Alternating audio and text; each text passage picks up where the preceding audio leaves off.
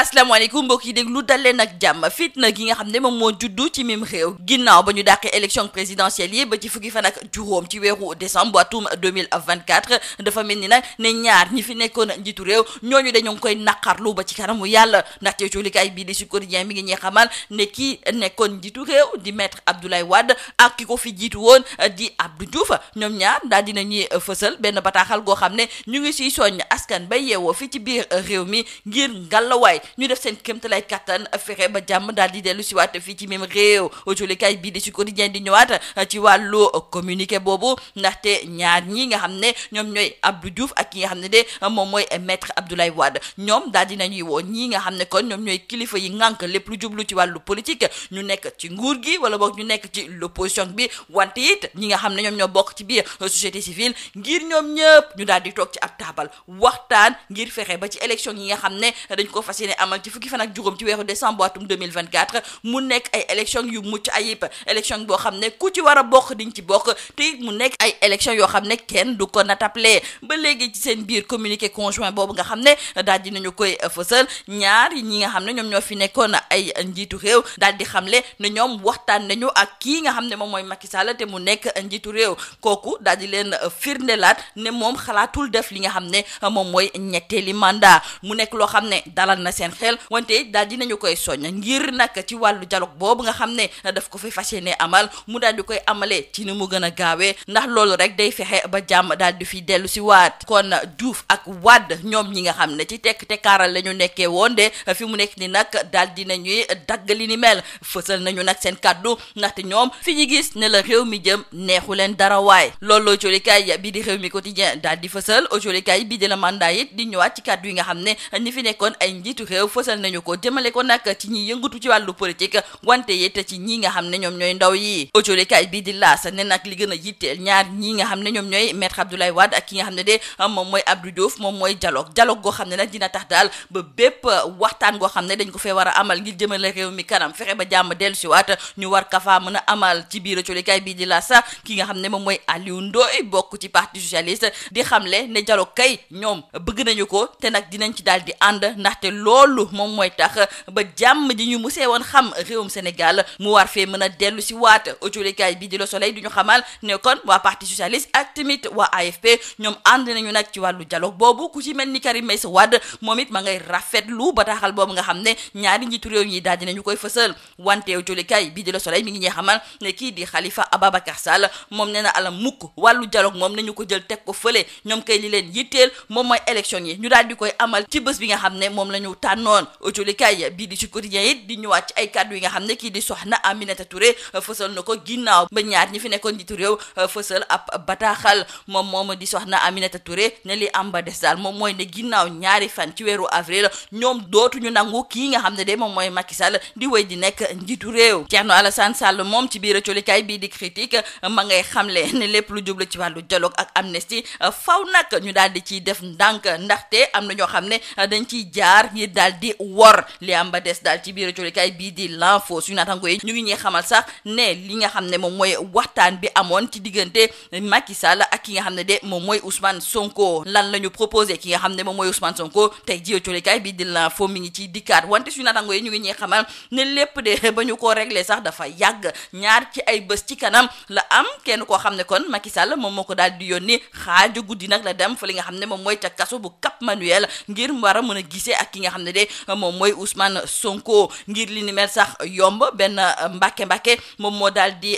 fexe nag ba Ousmane Sonko nangu wax ak kooku nga xam ne kon moom la Macky Sall daal di yónni wante it am na ay responsable yu bàyyeekoo ci biir APR ak tamit ñu jege soxna yi njiitu réew mi ñoo xam ne daal yombalal nañu nag ndaje boobu Ousmane Sonko kon Macky Sall la mu ko wax moom mooy ne dina ko jox ak amnistie maanaam daal bépp tuuma goo xam ne dañu koo teg ci ndoddam moom dina ko daal di neenal boobu day fekk mu daal di nangu nag élection présidentielle yi ñu dàq ko ba ci diirub ñaari at loolu sax dina tax ba ki nga xam ne moom mooy Ousmane Sonko dina mën a bokk ci wàllu élection yooyu ndaxte day fekk daan bi nga xam ne teg nañu ko ci ndoddam mu war a toog juróomi at te du mën a nekk candidat boobu day fekk mu daal di jeex tàkk nag autolikaay bii di tribune nekkoon ginnaaw Khalifa Sall ak ki nga xam ne kon moom mooy Karim Wade ndax Ousmane Sonko tamit dafay am lu muy rumandaat ak lu muy mburuj ci suuf ak ki nga xam ne de moom mooy Macky Sall li am ba des daal Alioune Tine ak ki nga xam ne moom mooy Pierre Atepa Goudiaby ñaar ñooñu moom dox nañ ci ay tànk yu bëri wante autolikaay bii di yor bi moom dama ngay soññ ki nga xam ne kon moom mooy Ousmane Sonko ngir mu moytu bu baax a baax ndaxte am na ay nit yoo xam ne dañ lay wan ne dañoo bëgg a jàmm te bu ñu wëlbatikoo daal di def safaan ba ñu daal di koy jeexalee autolikaay bii di point actu suñu naataango yi ñu ngi ñee xamal ne démb ONG Jamra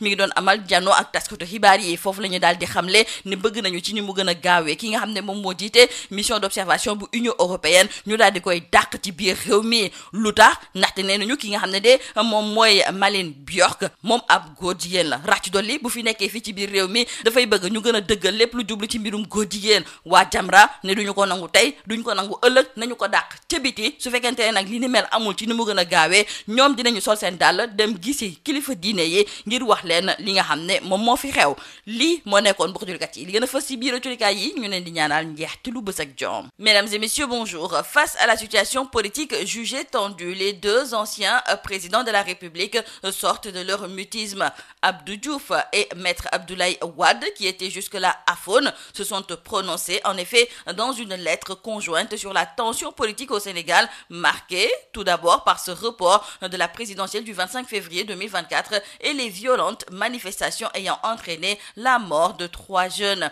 Ainsi donc peut-on lire dans le journal Le Sud Quotidien, les deux anciens présidents de la République appellent la jeunesse, dont ils comprennent les frustrations et le désarroi, à arrêter immédiatement les violences et la destruction de biens et surtout à prendre du recul pour ne pas être manipulés par des forces extérieures aux desseins obscurs. Dans la foulée, ils ont invité l'ensemble des dirigeants politiques du pouvoir et de l'opposition, ainsi que les responsables de la société civile, à participer à des discussions franches et loyales afin que la prochaine élection présidentielle du 15 décembre 2024 soit tenue dans des conditions parfaitement transparentes, inclusives et incontestables. Toujours dans le dit communiqué, nous disent nos confrères du journal Sud Quotidien, les deux anciens présidents du Sénégal informent avoir parlé au téléphone avec le président Macky Sall, qui leur a réaffirmé son engagement de ne pas briguer un 3e mandat. Les deux anciens chefs de l'État informent également que face à Macky Sall, qui a pris l'engagement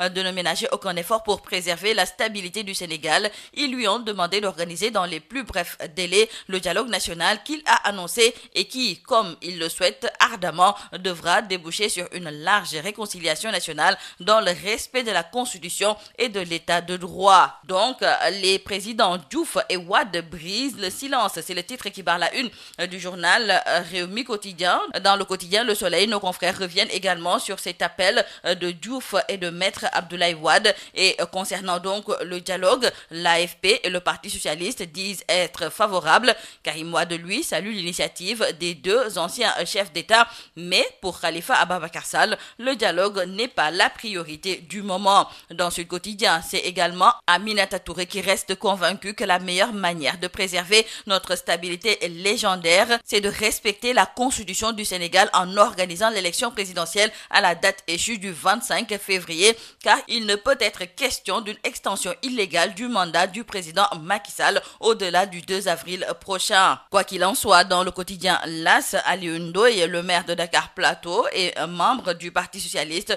lui trouve que rien ne vaut une paix durable et la stabilité de notre pays. Cependant, dans le journal Critique, c'est Thierno Alassane Sall qui alerte sur une éventuelle trahison concernant ce dialogue, mais aussi ce projet d'amnistie pour Ousmane Sonko et compagnie. D'ailleurs, dans le journal L'Info, nos confrères reviennent sur le deal proposé à Ousmane Sonko pour pouvoir bénéficier d'une amnistie. Et à en croire nos confrères du journal L'Info, tout a été réglé depuis plus de 2 semaines et c'est nuitamment que l'émissaire du chef de l'État est allé au Cap Manuel après que les diligences aient été prises en haut lieu pour que la visite se fasse à l'abri des regards. Le contact a été facilité par un marabout Mbaké Mbaké qui était au centre des discussions ainsi que plusieurs acteurs du pouvoir dont des responsables de l'APR et des proches de la première dame. Donc, il a été proposé à Ousmane Sonko une amnistie contre un report de la présidentielle de 2 ans, ce qui le remettrait dans la course avant les 5 ans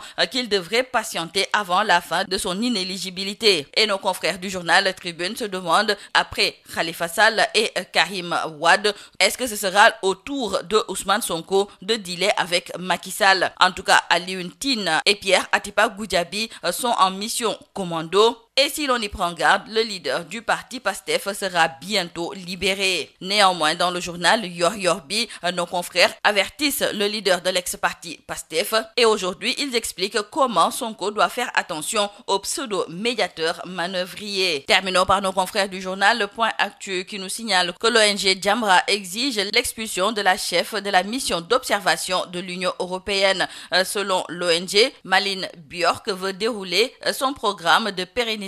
des LGBT au Sénégal. Pour l'ONG Jamra, l'Union européenne veut influencer l'élection présidentielle à venir en vue de dérouler son agenda LGBT et cela passe par sa mission d'observation dirigée par une lesbienne. Écœuré, Mame Mactar Gueye ajoute que le Sénégal ne peut en aucun cas être observé par un personnel qui a des tendances homosexuelles en la personne de Malin Anna Björk, qui est aussi la vice-présidente de l'intergroupe LGBT du Parlement européen. Et Jamra annonce une mission de sensibilisation auprès des chefs religieux. C'est tout à vos journaux et très bonne lecture.